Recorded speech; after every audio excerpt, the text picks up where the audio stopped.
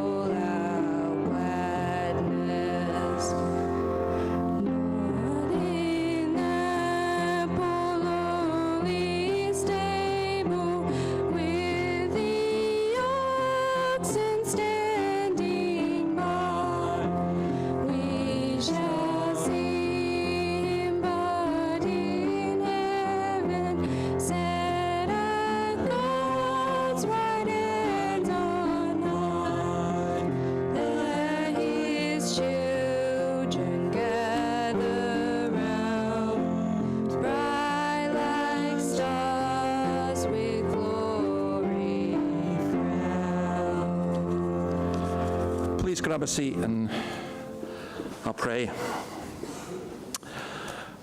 Lord, it's when we think of a king, we think of someone who comes in great glory. When we think of greatness, we think of people of power. And you are God, you are the creator of the whole world. And yet you came as a baby to a stable with a teenage mother, born in poverty, lived in poverty. And you came that out of your poverty we might become rich. So help us as we worship you to know who you are. Each of us comes with many thoughts and fears, many doubts, many joys, many concerns.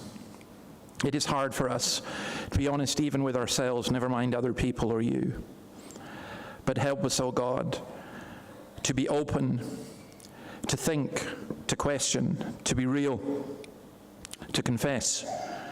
Help us to know who you are, and enable us, O Lord, to know your love and your grace and your mercy. For we ask this in your name. We're going to confess our sin together. Let's say the words are up on the screen. Do not withhold your mercy from me. Oh, sorry, they're not up.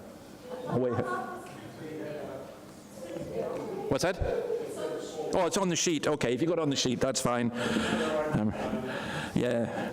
Do not withhold your mercy from me, O Lord. You see the words on the sheet. May your love and truth always protect me, for troubles without number surround me. My sins have overtaken me, and I cannot see. They are more than the hairs of my head, and my heart fails within me. Be pleased, O Lord, to save me.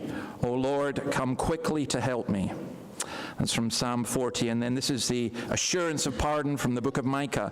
Who is a God like you, who pardons sins and forgives the transgression of the remnant of his inheritance?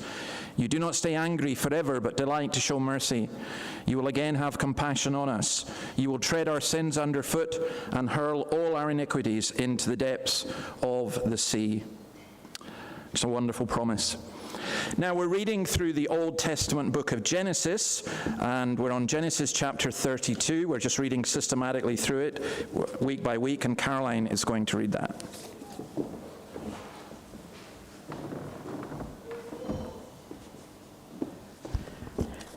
Good morning. Hope you're comfy. It's a long one. Genesis 32, page 32. Jacob prepares to meet Esau. Jacob also went on his way, and the angels of God met him. When Jacob saw them, he said, "This is the camp of God." So he named that place Mahanaim. Jacob sent messages ahead of him to his brother Esau in the land of Seir, the country of Edom. He instructed them, "This is what you are to say to my lord Esau. Your servant Jacob says, I have been staying with Laban and have remained there till now. I have cattle and donkeys, sheep and goats, male and female servants. Now I am sending this message to my lord, that I might find favor in your eyes." When the messenger returned to Jacob, they said, "We went to your brother Esau, and now he is coming to meet you, and 400 men are with him." In great fear and distress, Jacob divided the people who were with him into 2 groups, and the flocks and herds and camels as well. He thought, if Esau comes and attacks one group, the group that is left may escape. Then Jacob prayed, "O God of my father Abraham, God of my father Isaac, Lord, you who said to me, 'Go back to your country and your relatives, and I will make you prosper,' I am unworthy of all the kindness and faithfulness you have shown your servant. I had only my staff when I crossed the Jordan, but now I have become 2 camps. Save me, I pray, from the hand of my brother Esau, for I am afraid he will come and attack me, and also the mothers with their children. But you have said, I will surely make you prosper, and will make your descendants like sand of the sea, which cannot be counted." He spent the night there. And from what he had with him, he selected a gift for his brother Esau, 200 female goats and 20 male goats, 200 ewes and 20 rams, 30 female camels and their young, 40 cows and 10 bulls, and 20 female donkeys and 10 male donkeys. He put them in the care of his servants, each herd by itself, and said to his servants, "Go ahead of me and keep some space between the herds." He instructed the one in the lead, "When my brother Esau meets you and asks, 'Who do you belong to and where are you going, and who owns all these animals in front of you?' then you are to say, 'They belong to your servant Jacob. They are a gift sent to my lord Esau, and he is coming behind us.'" He also instructed the second and third and all the others who followed the herds, "You are to say the same thing to Esau when you meet him. And be sure to say, 'Your servant Jacob is coming behind us.' For he thought, 'I will pacify him with these gifts I am sending on ahead. Later, when I see him, perhaps he will receive me.' So Jacob's gifts went on ahead of him, but he himself spent the night in camp. That night, Jacob got up and took his 2 wives, his 2 female servants, and his 11 sons, and crossed the ford of the Jabbok. After he had sent them across the stream, he sent over all his possessions. So Jacob was left alone, and a man wrestled with him till daybreak. When the man saw that he could not overpower him, he touched the socket on Jacob's hip, so that his hip was wrenched as he wrestled with the man. Then the man said, "Let me go, for it is daybreak." But Jacob replied, "I will not let you go unless you bless me." The man asked him, "What is your name?" "Jacob," he answered. Then the man said, "Your name will no longer be Jacob, but Israel, because you have struggled with God and with humans and have overcome." Jacob said, "Please tell me your name." But he replied, "Why do you ask my name?" Then he blessed him there. So Jacob called the place Peniel, saying, "It is because I saw God's face to face, and yet my life was spared." The sun rose above him as he passed Peniel, and he was limping because of his hip. Therefore, to this day, the Israelites do not eat the tendon attached to the socket of the hip, because the socket of Jacob's hip was touched near the tendon. Amen.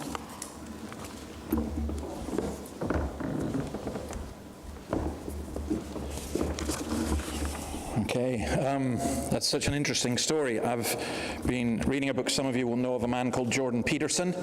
I've been reading his latest book called We Who Wrestle with God, and well, let me tell you, this is really heavy going. I would say to you, don't bother. And I love Jordan Peterson. But I'll tell you, I think what's happening, he's talking about wrestling with God, and this is what I think is happening. You know that phrase, you can't see the wood for the trees? Well, I think Peterson can't see the wood for the tiny little flowers that are stuck in the corner of a tree, because it just goes, he doesn't, basically, he's got all the right questions, and in a sense, all the wrong answers, because he doesn't see who Jesus is. And I find that, wrestling with God, we find it hard to pray, and that's true. But we just need to look at Christ. Now, I'm going to come down and say hello to my friends down here. I'll just squeeze past you, Bill. Thank you. Noah and Esther, how are you doing? Yes, you've got, wait, what have you got? Grapes. Are they for me? No, they're not. It's all right. I had my grapes. What have you got? Scratch and reveal. Okay, that's very good. Now, I don't think, do we have the screen? No. Okay. All right. Terry, can I ask, can you print off the Psalms and the last Psalm, if possible? We need to do it that way. Yeah. Okay, so now, let's think. What's your favorite animal? What's your favorite animal? My favorite animal is a kitten. Really? What's your favorite animal? What do you like? Giraffe. Yeah, giraffe. That's my daughter's favorite animal, giraffe. Okay, and what's your favorite place to go? Would you like to climb a mountain or go to the beach or walk in a forest? Or do a bushwalk? You want to walk in the forest. Esther, what do you like to do? Water. You want to go to the beach, don't you? Yeah, and eat grapes at the beach. That's a really good thing to do. Now, we say that the mountains and the water and the sea and the trees, they're what we call creation, because God is the creator and he made it. Now, there's another big word, providence. And I'll tell you what providence is. It's when things happen. So all kinds of things happen to us, like somebody gave you grapes. That's providence, and you thank God for that. Maybe sometimes you might trip and fall over. That could be providence. It could be a strange thing as well. There's all kinds of things that happen. And the catechism we had says, how does God carry out his eternal purposes? God carries out his eternal purposes in the works of creation and providence. Now, all that simply means is this. God's in charge of all of nature, and he's in charge of what happens to us. And sometimes that's quite hard to believe, because when you feel sick, you think, well, is it God in charge of that? But actually he is. And so we can pray to him and thank him and ask him for help. Okay, Esther, I'm going to pray for you and your grapes, okay? You ready? Lord, thank you for Esther and Noah. Pray your blessing upon them. Thank you for the food that you provide in grapes. Thank you for all the created things you give us. And thank you that you watch over us and care for us in all that happens to us. In your name, amen. Good to see you guys.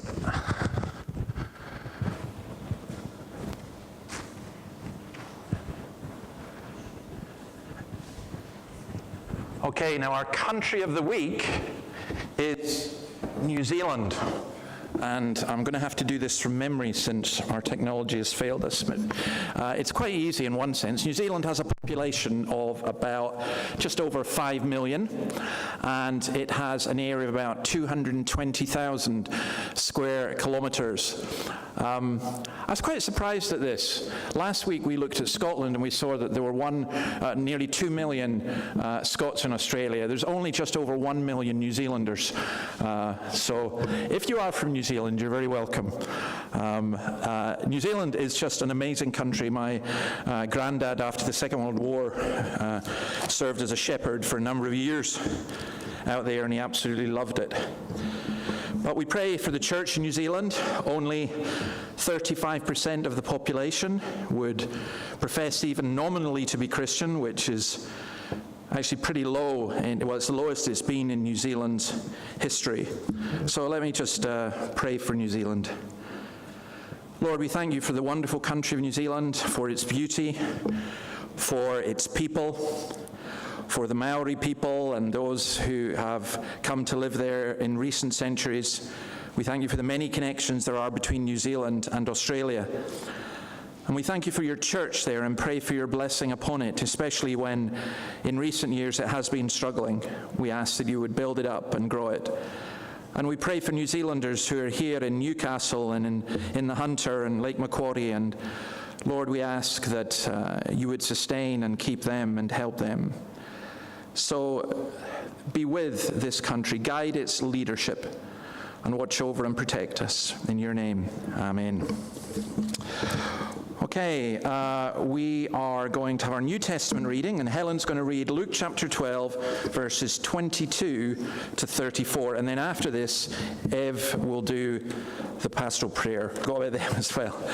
So, oh no, I'll leave the notices until after Ev has prayed. So you come up and read, and then Ev will pray, and then I'll do the notices.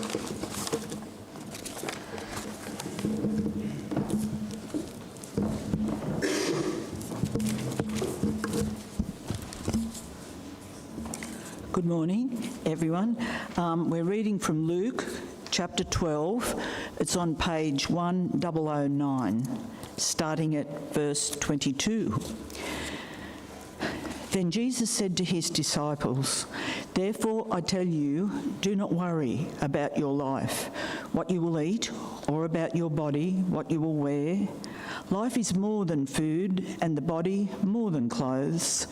Consider the ravens. They do not sow or reap, They have no storeroom or barn, yet God feeds them.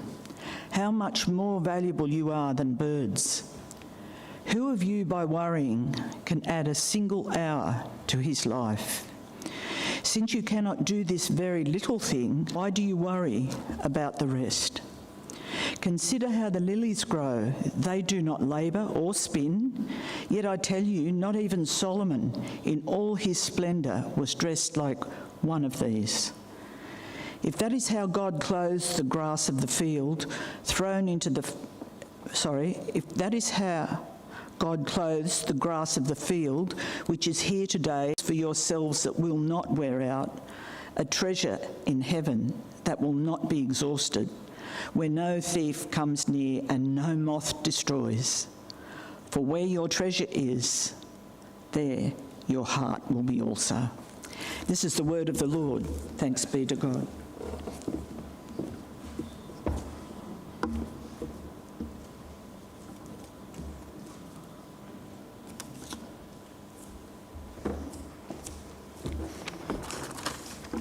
Good morning, everybody. Let us pray. Psalm 46 says, "Be still and know that I am God. I will be honoured by every nation. I will be honoured throughout the world. The Lord of heaven's armies is here among us. The God of Israel is our fortress." Heavenly Father, you are mighty and sovereign and worthy of all praise. You are the creator and the sustainer of all things. We welcome you again into our hearts today. We thank you for the promise of your presence here with us, now and in the days to come. We praise you for your glory and your majesty, and we thank you for the peace that your truth brings. Father, today, remind us of your redemptive plan for our lives. Everything we need is found in you. Holy Spirit, would you burn in our hearts and soul? Give us the words to speak your truth. Loving Father, open our eyes to the needs of the most vulnerable around your world and also in our neighbourhoods. Increase our compassion to continually bring them before you. Holy Spirit, wind and breath of God, would you bring life into what seems dead? Would you change the atmosphere and break the stubborn resistance and bring a flood of grace, mercy, deliverance, freedom and repentance? Would you revive us today? Surprise us with your power and your presence. Heal those who are sick. Speak words of comfort and reassurance to those who are grieving. Bind up broken hearts. Pour out your gifts of grace and renew in all of us a consuming passion for Jesus. Father, we speak life over your beloved church in the world, and where it is dismembered, bring it back together. Awaken it with your word and your spirit.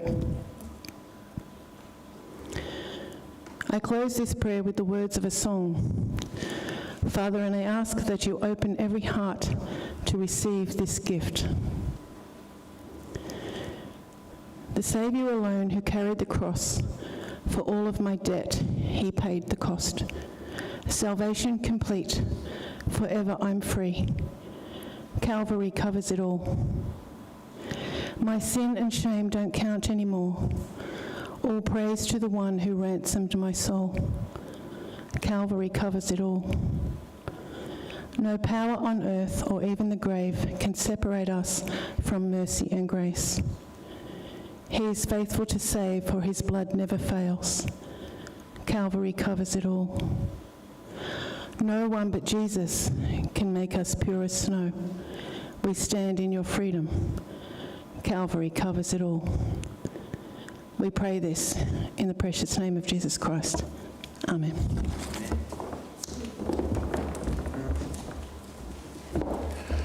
Okay, a couple of notices. One is to welcome Ev, who was just reading, as a new member in the church.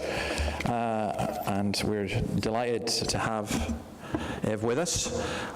We're also, just to inform you, that Jennifer, saying farewell to Jennifer Bully, who is going to be worshipping with her husband in St Andrews, which is the right thing to do, and Jennifer has been very much part of this congregation. We'll continue to pray for her, and doubtless she'll visit us, but just to let you know that that's where she is.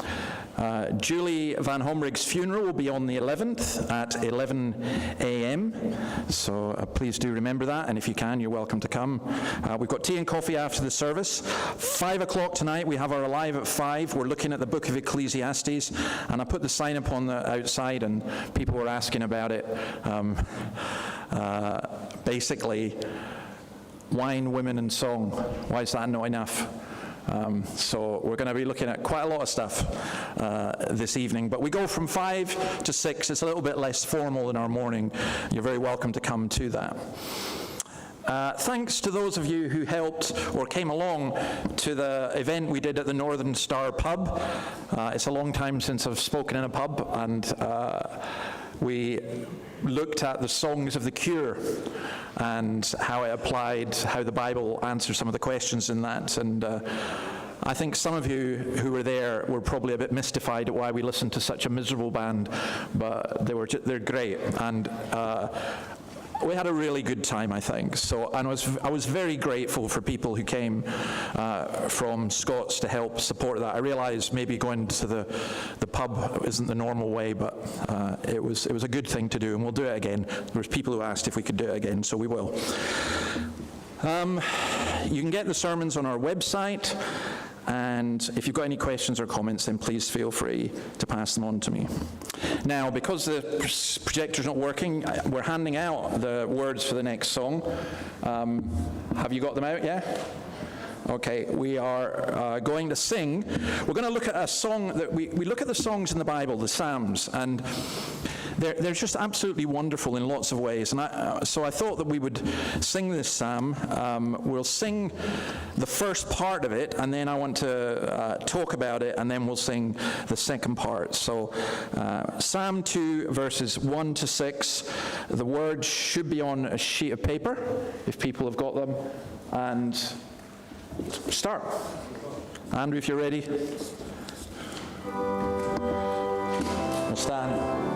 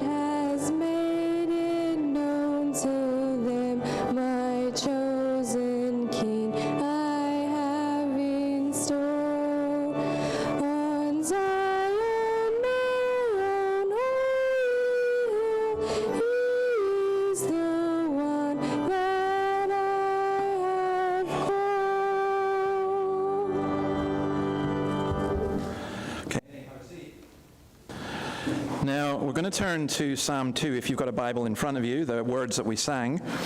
We're going to look at this. This is what we do because We believe the Bible is relevant to our lives. It's God speaking to us. We don't ask you to believe because one person says it or because a church says it. We ask people to examine for themselves. I remember going to a church once, and this man came up to me and said, you just make that up, don't you? And I said, no, I don't make it up. He says, well, how do you get it to connect? This was written 3,000 years ago, and it sounds as though it was written for today. And my argument is that that's exactly what it is, and especially what we're going to look at today, because you look at this and you think, well, what's this got to do with anything? Nations conspiring, kings of the earth, God laughing, and so on. Well, that's because God has plenty to say to today's world. Now, I'm not going to talk about the actual subject of euthanasia. That's a very complex subject, and I'm happy to talk about it, but not in this sermon, because it's not what the text is about. But there was, in the debate in the UK on euthanasia this week, there was one argument that kept being used, which was the most important argument, and it wasn't the suffering one. It was this. It was autonomy. I want to be in charge of when I die and where I die, because of autonomy. Now, autonomy is the God of our age. Frank Sinatra, if you like, has the theme tune. At your funeral, you want to be able to say, I did it my way. But that's an illusion, and it's a real illusion, and I'll tell you why. At the same time our culture is telling us we should be autonomous or do it our way, they're also telling us we have no free will. In other words, we're autonomous in the same way that a self-driving car is autonomous. We're programmed. We can't think for ourselves. We can't really make choices. And that, by the way, is the danger of euthanasia, because the elderly and the sick can be reprogrammed. They can be told you will suffer unbearably. They can be told you'll take away your family's inheritance. You'll be a burden on society. And when you die, you'll be at peace. There's no afterlife. There's no heaven and no hell. That's a very, very, very dangerous position to have. Terry, could we switch the computer off, actually, for the screen, if that's possible, since we're not using it? A man called George Galloway, who I wouldn't normally cite. This is very interesting. He's a radical sort of left-wing MP in the United Kingdom. He's a very fine orator, very controversial man. But this is what he wrote about this. I said in Parliament 25 years ago that the Liverpool pathway would pave the way to hell. Today, a large leap into the inferno was taken by MPs. The Lord hath set his cannon against self-slaughter, said Shakespeare in Hamlet. Satan is smiling tonight. The state is now his accomplice. What an amazing statement from a man who wow, that's very, very strange, but wonderful, because he's right. Now, I want to suggest to you that why this psalm fits exactly here is because there is an alternative from being our own God and from being our own killer. And the alternative in the psalm is to kiss the Son. Now, we'll see what that means. This song, by the way, is quoted a lot in the New Testament, as we shall see. Why? Because it's a song about Jesus, written 1,000 years before Jesus came. It has a very high view of what they call the Lord's anointed. It's possibly, this was a coronation psalm. When the king was made king, this would be sung at every coronation after King David, who wrote it. It's the only psalm which uses the titles Son of God, Messiah, and God's King together. And although you can't see this in the English, it's in the Hebrew, it's 4 verses. It's a song with 4 verses. And Hebrew poetry is stunningly wonderful. It's just great.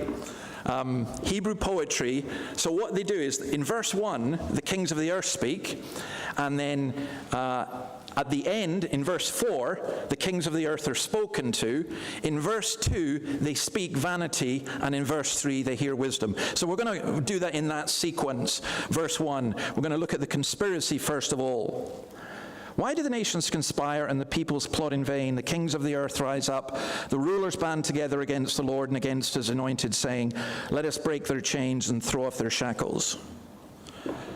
There's a song I really like, Freebird, by Leonard Skinner, just a great song. And There's a line, and it's actually out of Psalm 124, I'm as free as a bird. The chains have been set, and we want to do that. We want to be free. But in our culture and in our world, to reject God's rule and to reject God's ruler is senseless. In fact, it's stupid, it's wicked, it's impotent, it's pointless. What the psalmist is asking, what God is asking is, why do you bother? Why do you bother doing what you're doing? He's asking the parliaments of this world, why do you bother? Why are you doing it? In our world, we talk about influencers, people who've got lots of followers on Instagram and YouTube and whatever. I mentioned Peterson earlier. He's a strong influencer. Well, here the idea the kings of the earth are the influencers. They're anyone with authority. One of the most chilling things about the debate in the United Kingdom this past week were those very influential people who stood up and said anyone who has a faith shouldn't have a say. We've got to keep God out of this. And it's interesting, isn't it? You'll find within families, maybe in your own family, if you started saying, I want to follow God, wow, the reaction against that would be far stronger than if you I don't know, wanted to be a goth, or you wanted to say, I'm going to travel around the world with a bunch of hippies. That's fine. Or I'm going out partying and getting drunk. That's fine, but I want to follow God. No. And there's the mob. Look at what it says. It says, let us break their chains and throw off their shackles. The rulers, the people plot in vain. That's what it says, the people. To conspire is to murmur and rage. We talk a lot in our culture about conspiracy theory. Well, here is a conspiracy theory, one that's absolutely true. And it's just simply this. It is that the people murmur and rage against God. And the word that's used is like muttering to yourself. If you're in a relationship with somebody, your husband and wife, I'm pretty sure that most of you will have experienced this, or maybe you have the perfect marriage, but you're arguing with one another, right? And then basically it's usually the man who does this. So he decides, I'm going to shut up. But his wife says something, and then he mumbles and murmurs. Right? Well, that's the idea that's being used here. There's the raging ones, and then there's the murmuring ones, the ones who question. Well, what causes this lack of peace? The Apostle Paul, in his letter to the Colossians, says this: once you were alienated from God and were enemies in your minds because of your evil behavior. There is a restlessness that occurs with us. Peterson is right in the title of his book, We Who Wrestle with God. If you do listen to bands like The Cure and others, then you are aware how they wrestle with life and what's happening. For those who were there on Monday, you remember I said The Cure's latest album, which is Songs of a Lost World. Robert Smith wrote these songs after the death of his mother and his brother and his sister. And he was wrestling with how he could cope with that. Well, we wrestle. But then sometimes there's outright revolt. There's a rebellion against God. Hosea 11 verse 4, I led them with cords of human kindness, with ties of love. I lifted the yoke from their neck and bent down to feed them. But we think that God's cords are binding us. It's like you're in a family and you're a kid growing up and you're a teenager, and you know better than your parents, who are uneducated, ignorant, and haven't a clue what's going on in the world. But you know so much better.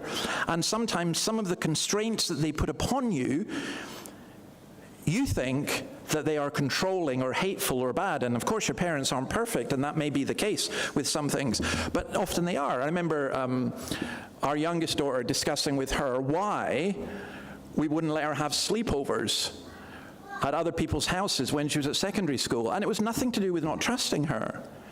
It was to do with not trusting the culture. And I myself had seen so much harm that occurred because of date rape and abuse and drugs being slipped into drinks and everything else. So as a parent, you have a desire to protect your children, and God has a desire. All God's laws for us are good. They're not designed to oppress us. But Satan's delusion is to present God's conditions of blessing as being hostile. And he offers us freedom, and it's not freedom.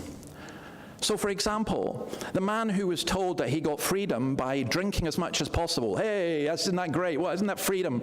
I want to go to hell and be with my mates and just drink forever. And finds himself utterly besotted and drunk and lying in the gutter. How is that freedom? Or the person who thinks, well, I've got freedom to sleep with whoever I want, whenever I want. And their trail of wrecked lives behind them. How is that freedom? Or let me put it another way. I have freedom to apparently do what Donald Trump does and eat macas every single day. But then I would get grossly overweight, and then I wouldn't be able possibly to swim or walk, and I could end up, how is that freedom? How is it freedom? You put chains on ourselves, and that's what's being said. And the kind of leaders of our culture, and this is where the church should be so countercultural, are going that route. And sometimes actually leaders in the church as well. In the Australian yesterday, there was front page story was of the Western Australian Anglican Synod changing God's standards for sex and marriage. Well, this chapter is written for them. They plot against the Lord. We want autonomy, we want to be king, we want to have power, and the more we want that, the less we want Christ. We say, I don't want you, God. I want to be able to do things my way. We want to break off the chains, but instead we impose them. Now this psalm, as I said, was quoted in Acts 4 by Peter and John, where they prayed to God and they said, Sovereign Lord, you made the heavens and the earth and the sea. This was after they'd been released from jail, and everything in them you spoke by the Holy Spirit through the mouth of your servant, our father David. Why do the nations rage and the peoples plot in vain? The kings of the earth rise up and the rulers band together against the Lord and against his anointed one. And who were they saying that about? They were saying that about the religious leaders. How ironic that so many people who want to follow Christ within the church are sometimes opposed by leaders within the church. I often say to non-Christians who come to church, who say to me, I don't believe in God because of the church, I kind of say, well, I'm with you some of the way. Not entirely. You need to think about it a bit more. It's a bit more nuanced than that, but I can understand that. In 1 Corinthians chapter 2, we're told by Paul, we speak a message of wisdom among the mature, but not the wisdom of this age or of the rulers of this age, who are coming to nothing.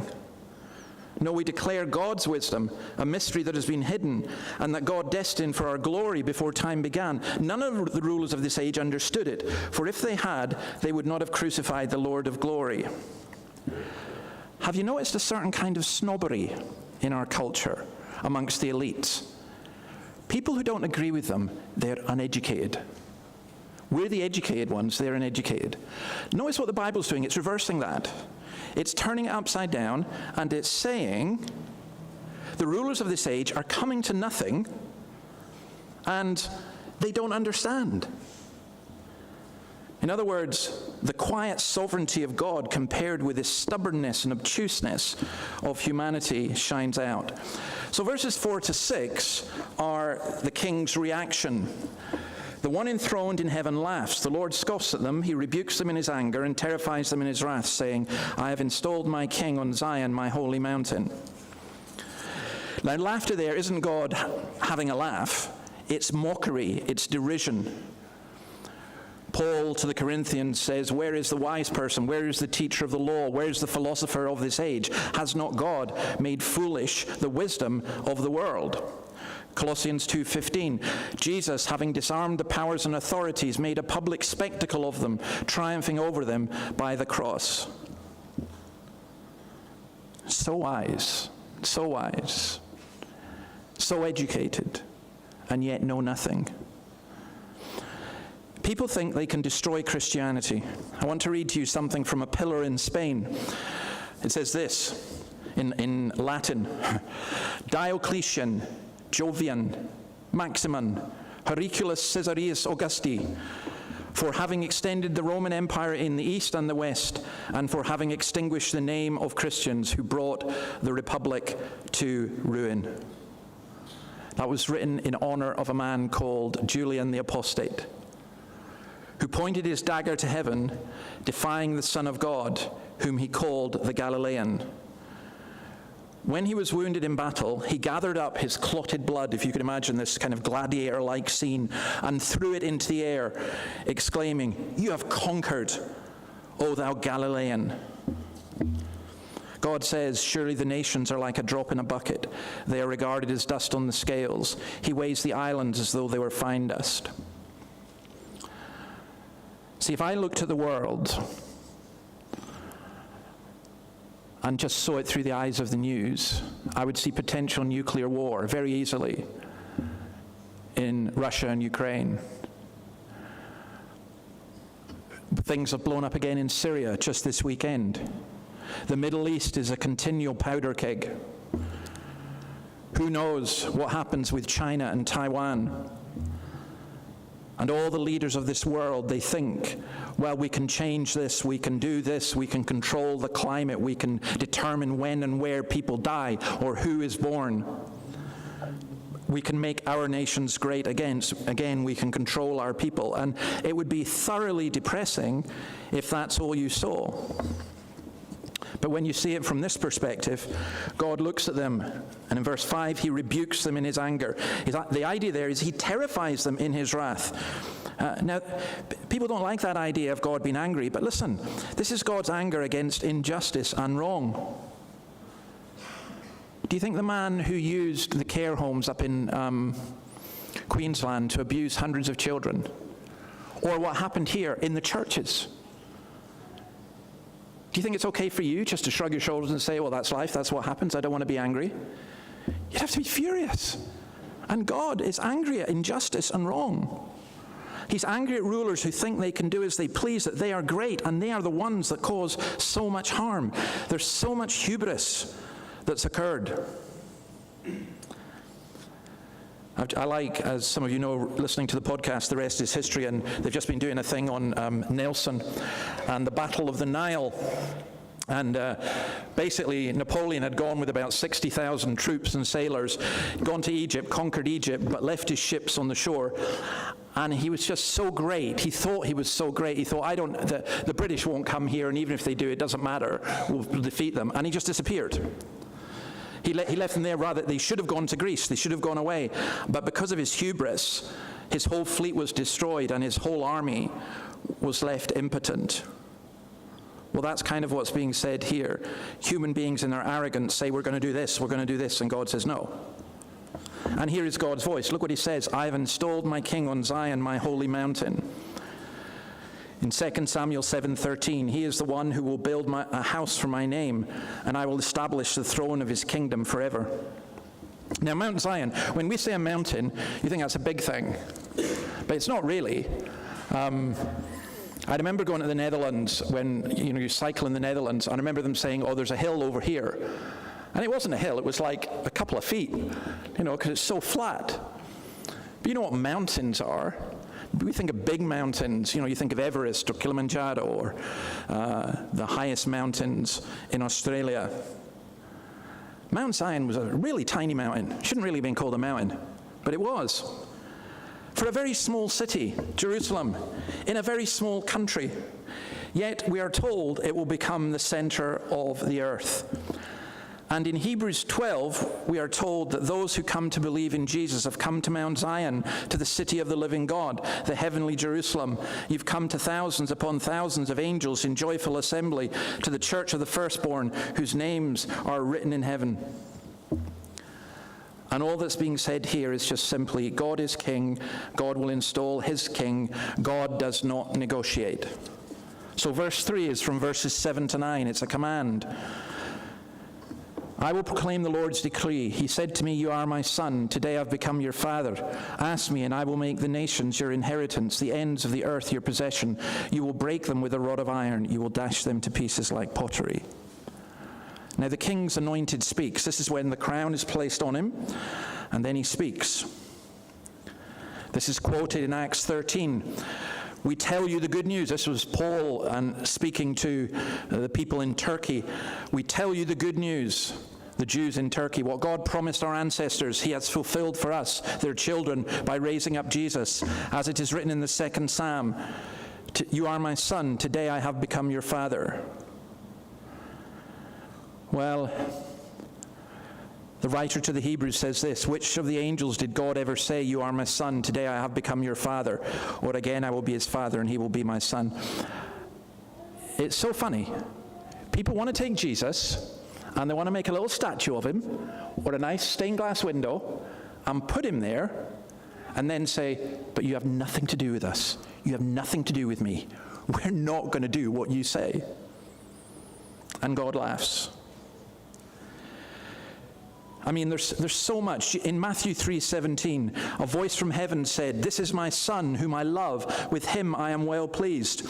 Peter says, we did not follow cleverly devised stories when we told you about the coming of our Lord Jesus Christ in power, but we were eyewitnesses of his majesty. He received honor and glory from God the Father when the voice came to him from the majestic glory, saying, this is my son whom I love. With him I am well pleased. We ourselves heard this voice that came from heaven when we were with him on the sacred mountain. We also have the prophetic message as something completely reliable, and you do well to pay attention to it as to a light shining in a dark place until the day dawns and the morning star rises in your hearts. Now I want you to understand this about Peter. Where did he get this extraordinary courage? He's a fisherman, and he stands before the religious leaders and says, you've got it wrong. And they beat him up and they put him in prison twice.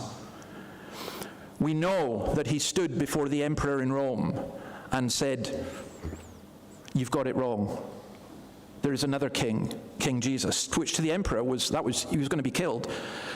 He did it because he saw and he heard and he knew who was really in charge.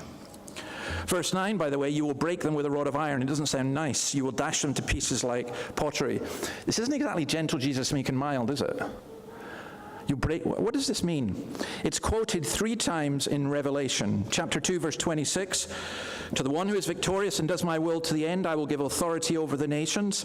That one will rule them with an iron scepter and will dash them to pieces like pottery, just as I have received authority from my Father.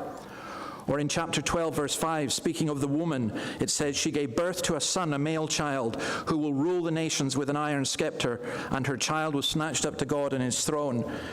And chapter 19, talking about the rider on the horse, in all the poetic language that Revelation does. Coming out of his mouth is a sharp sword with which to strike down the nations. He will rule them with an iron scepter. He treads the winepress of the fury of the wrath of God Almighty. On his robe and on his thigh he has written, King of Kings and Lord of Lords. Now, this is not quite how you would read it normally. And what I mean by this, we think rod of iron, right, smashing, breaking. No, it's more like a shepherd's crook. And what was a shepherd's crook used for? I mentioned my granddad in New Zealand. He made shepherd's crooks. And they were used for a very simple reason. One, they were used to guide the sheep. They're done in that way so you can just put the crook round the sheep's neck, because sheep are thick and a bit stupid, and they needed to be guided in that way. But the other was as a weapon to fight off predators. It's kind of used to sort out the flock and to defend them at the same time.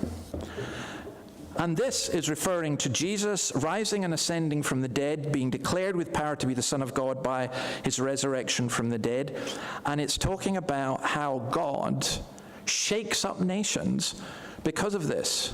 Ask of me, and I will make the nations your inheritance. You know, it's funny, the devil came to Jesus and stood him on a big mountain, not Mount Zion, and said, look, here's the kingdoms of the world, I'll give them to you. And Jesus resisted that temptation. Why? Because he knew he'd already been promised them, but not in the way that Satan would offer. And here's the challenge, and I wish the church would say this to the leadership of the leaders of this world. I wish we'd say it to ourselves. I will break them with a rod of iron. I'm a shepherd. This may seem a strange thing, but our nations and our country of Australia, as it turns away from God, I hope that God does break it. Because it's only in that breaking that a heart of stone will be replaced with a heart of flesh. You know the worst thing to happen, other than God breaking, is for God to say, fine, you've chosen your own way. You've said I'll do it my way. Go and do it your way and see what happens. It just doesn't work. There is a judgment coming.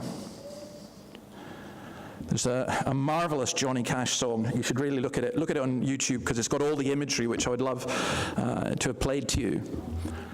God's going to cut you down. God's going to cut you down. You say that to absolutely everyone. See, in our world, we say we'll fix it. But we need to realize that broken things cannot be fixed without God. We're like someone who gets a Ming vase or something and drops it and then gets some super glue to put it together. It's still been broken. Needs something more. In the United Kingdom, they had an entertainer called Jimmy Savile. Many of you will have heard about him. He had a program called Jim Will Fix It. It's meant to be supreme optimism and everything else and joy.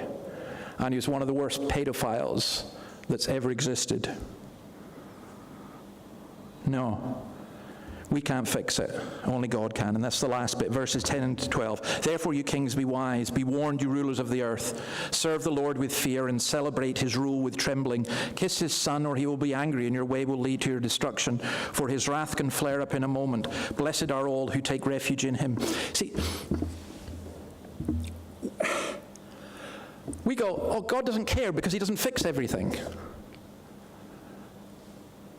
And the Bible says virtually the opposite. It says God does care, but he doesn't fix things by overruling everything that you want. If you say, I don't want to be, it's like if you're in a family, you say, I don't want to be part of this family. I'm out of here. I'm never speaking to you again. I guess your parents could lock you up and make sure you stayed. They could torture you and make sure that doesn't work, does it? Well, this is what God does. He allows us either to go our own way and destroy things, or he comes in and intervenes and breaks us, not so in order to destroy us, but to save us. Here's the invitation, you see. It's an invitation to give up our autonomy and to submit to him. Be wise and be warned are the favorite words of the wisdom writings in the Old Testament. And if you want to be wise, be warned, listen to what God says. And notice this, it's brilliant. You kings, be wise, be warned, you rulers of the earth. He addresses them like they are children.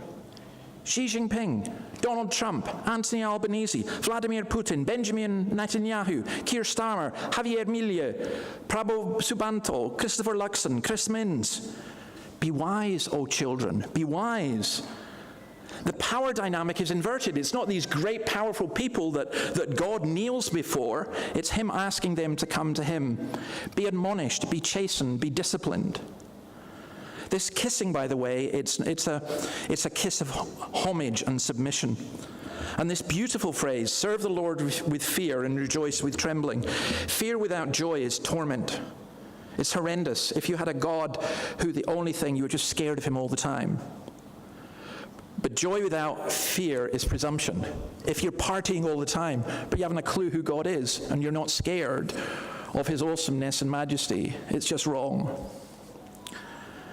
But there is this phrase, his wrath can flare up in a moment. I can't leave that because that does sound, is this the touchiness of a despot? Someone sitting on a throne and saying, well, I'm in a bad mood with you today. No. Christ's wrath, like his compassion, it's the same, two sides of the same coin, blazed up at wrongs which left his contemporaries unfazed. So Lazarus dies and people say, yeah, it's the way of it. People die.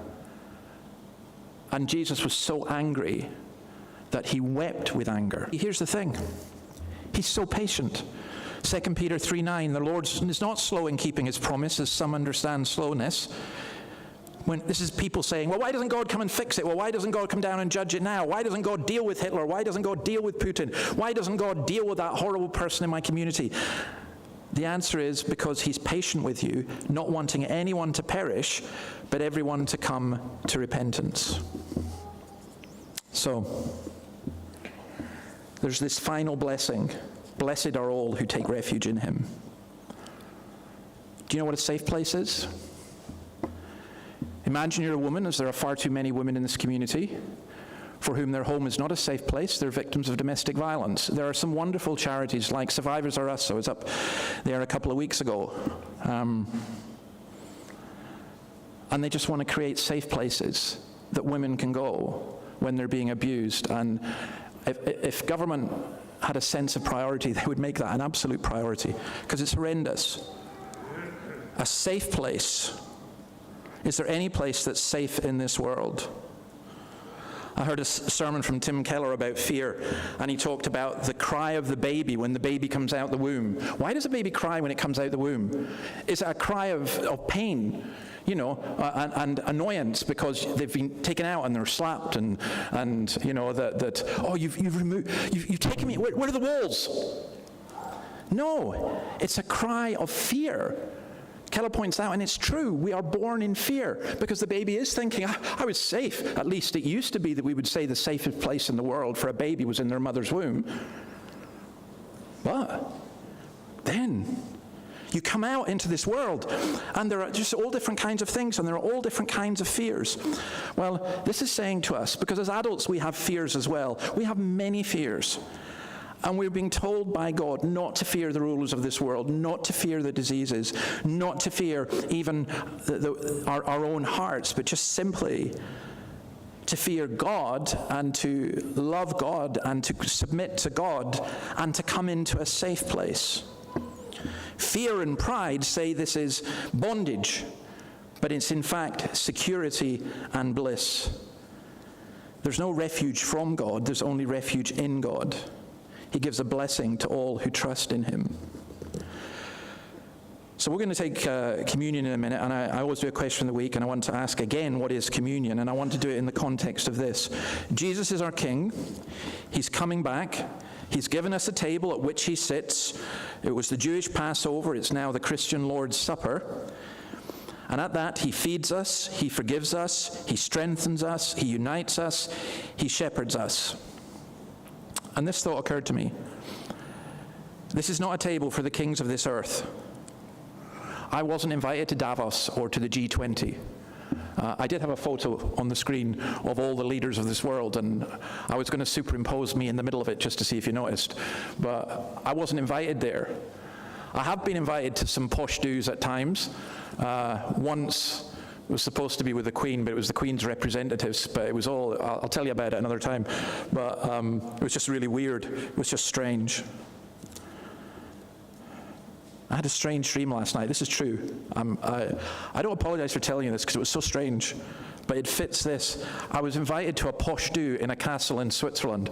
I don't know, I've got these grandiose ideas. And with some rich people I know, I won't mention who they are, you wouldn't know them anyway, and it seemed really strange. There was luxurious food, but I couldn't get a seat at the table. None of the rich people would let me sit with them, and so they put me at another table, and it was with people who were smelly and a bit off, and poor and everything else.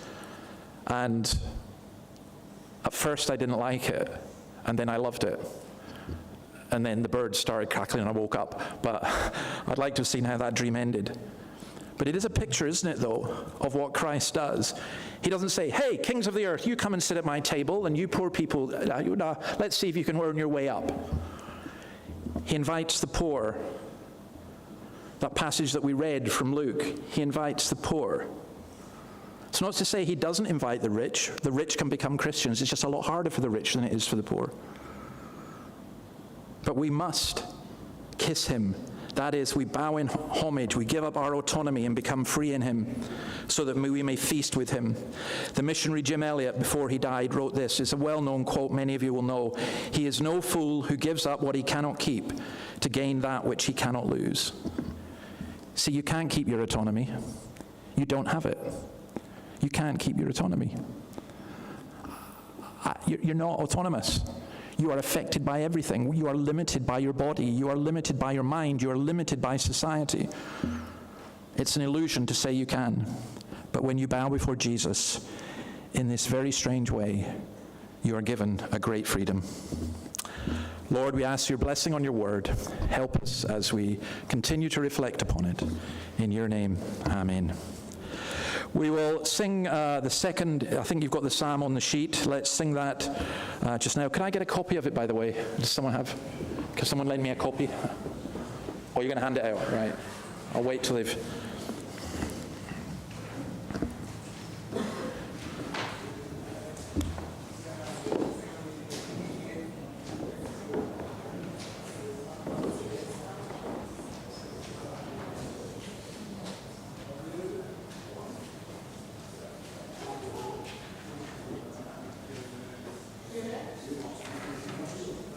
It's even got the music for those of you who can read music. Okay, the king then solemnly declares, I will proclaim the Lord's decree. Let's stand and sing this to God's praise.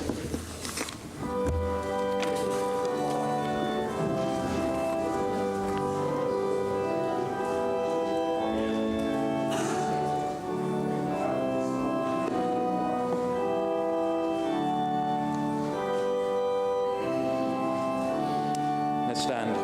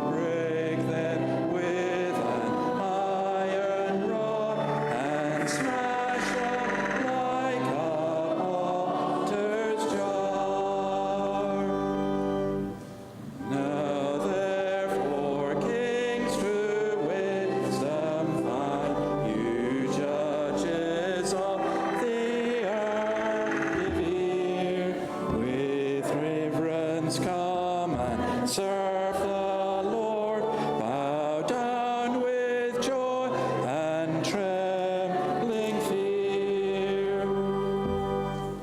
Pay homage to the royal Son, bless you in wrath, aside our thrust, for swiftly can his anger thirst. In him trust. Please grab a seat. Before we finish, we are going to celebrate the Lord's Supper. It's very simple and it won't take long. Let me just explain what we're going to do. First of all, I read from the warrant. We have in 1 Corinthians 11, I received from the Lord what I also passed on to you. The Lord Jesus, on the night he was betrayed, took bread, and when he had given thanks, he broke it and said, "This is my body, which is for you. Do this in remembrance of me."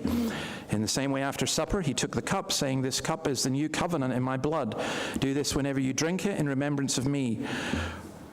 For whenever you eat this bread and drink this cup, you proclaim the Lord's death until he comes. So then, whoever eats the bread or drinks the cup of the Lord in an unworthy manner will be guilty of sinning against the body and blood of the Lord. Everyone ought to examine themselves before they eat of the bread and drink from the cup." So the communion is, Jesus had a meal with his disciples, and he wanted them to remember they were sitting at a table. Hospitality was such a big thing. They shared together. And he told them he was going to go, but he told them he wasn't going to leave them on his own. It wasn't going to be like the Passover with an empty chair. He said he was going to be there, and the bread would be broken, reminding them of his body, and that they would be one. And the blood, the wine, would be drunk and remind him of his blood, which is for the forgiveness of sins.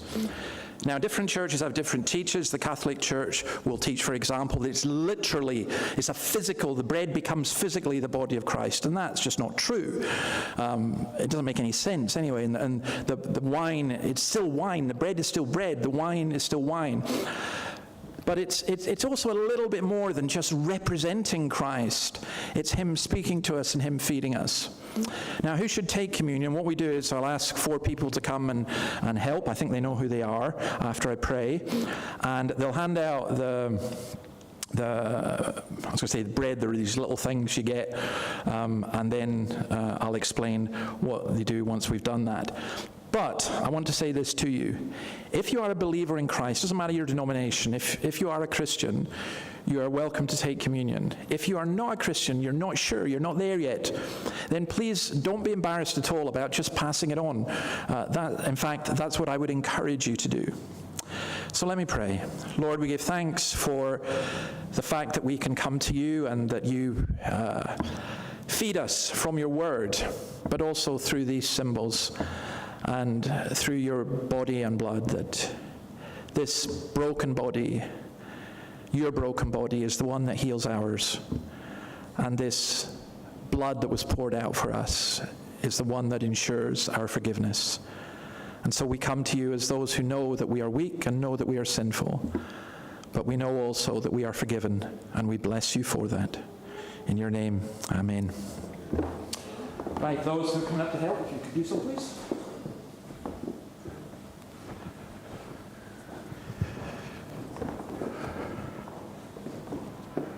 And we'll do this first, and then they can just go around with these as well at the same time. If you follow around with this. So you take one of these and a little piece of the bread each.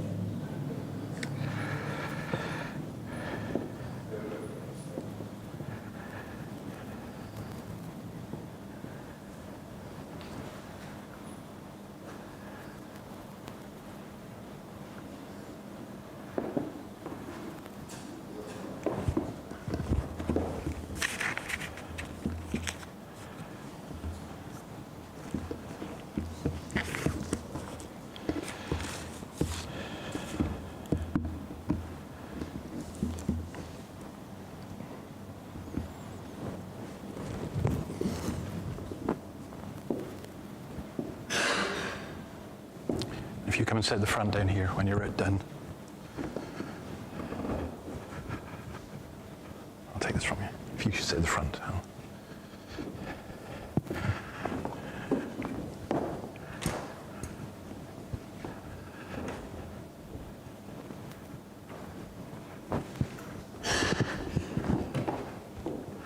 You gentlemen just sit there.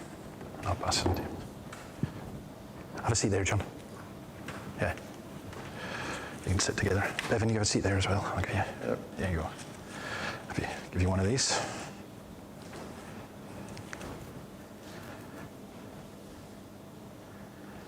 Thank you. Yeah.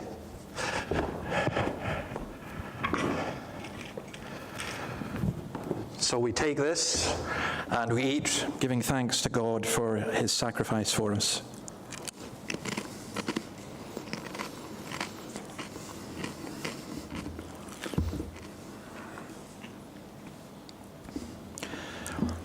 And this cup is the cup of the blood of the new covenant by which we are forgiven. Drink and be thankful.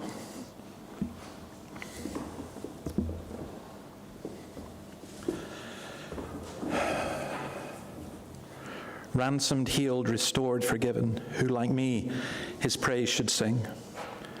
Lord, we thank you for that. We thank you for the wholeness that comes out of your brokenness, and for the mercy that comes out of the anger poured out upon you.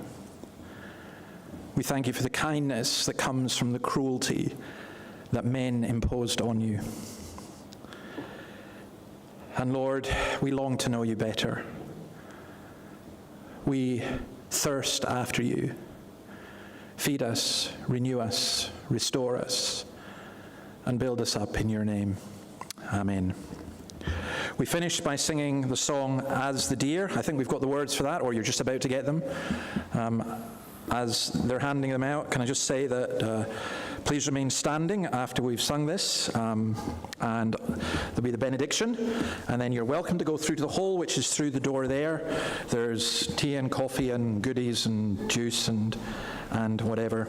And if you've got any questions or comments that you wish to make, please do talk to me after the service, or if you want to meet up during the week, please do let me know. So, I'll need to get a copy as well.